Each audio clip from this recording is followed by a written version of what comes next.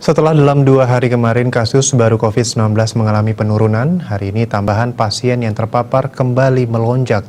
Sebanyak 109 tambahan kasus baru terjadi pada hari ini. Di pihak lain, tambahan pasien sembuh hari ini melebihi dari tambahan kasus baru, yakni sebanyak 141 dan 7 pasien dilaporkan meninggal dunia.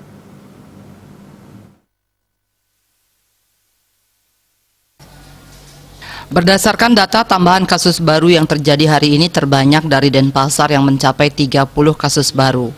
Disusul Badung dengan tambahan 21 kasus baru, Gianyar 16 kasus baru, Jembrana yang kemarin nihil tambahan kasus hari ini melaporkan 11 kasus baru, Bangli dan Karangasem sama-sama melaporkan tambahan 9 kasus baru, masing-masing 5 pasien dari Tabanan dan Karangasem, 2 pasien baru dari Kelungkung, dan 1 tambahan dari kabupaten lainnya.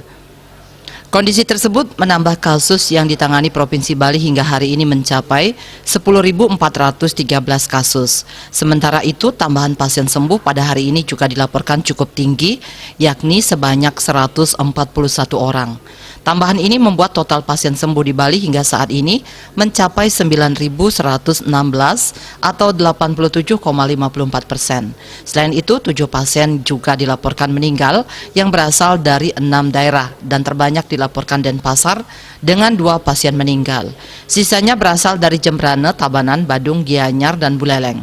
Total pasien meninggal hingga hari ini sebanyak 339 atau 3,26% dari total kasus yang ditangani. Kasus aktif yang ditangani Bali saat ini sebanyak 958 pasien atau 9,2%. Mereka dirawat di sejumlah rumah sakit dan dikarantina di sejumlah lokasi di Bali. Untuk mencegah penyebaran COVID-19, ingat pesan Ibu, dengan selalu terapkan 3M, yakni wajib memakai masker, wajib mencuci tangan, dan wajib menjaga jarak. Dengan penerapan perilaku 3M, Indonesia segera terbebas dari virus corona menuju Bali bangkit, Bali era baru, Indonesia maju. Wartawan Bali Post melaporkan.